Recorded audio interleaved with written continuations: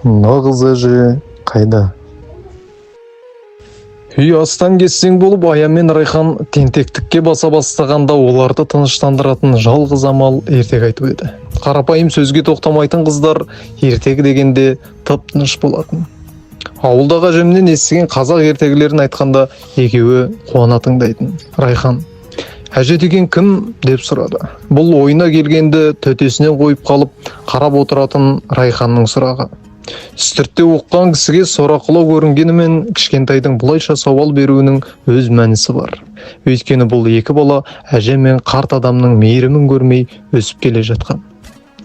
Сол түні түсіме әжем кірді. Ал қыздар күн сайын: «Папа, бізге әже көрсетші» деп сұрай берді. Қанша іздесем де өзім елестететін нағыз әжеге ұқсайтын жанды таба алмадым. Көшеде көрген ақ жаулықты әжелер де қыздардың қиялындағы бейнеге сай келмеді.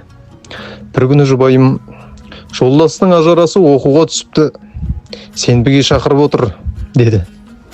Мен бармаймын дегенде ол «Нағыз әжені көрсетем дегенің қайда?» деп еске салды. Сонда ғана мән бердім. Қыздар қуанып «Әжеге барамыз» деп жолға шықтық. Қонақтар арасынан әжені бірден таба алмадым. Дастархан басында ғана иығына көгілдір жемпір киіп, гүлді орамал таққан шешейді байқадым. Жұрт көтеріліп, ішімдік те әсер ете бастағандай. Шешей рюмканы батыл ішіп жіберді. Үстелден тұрған соң қасына барып сөйлестім.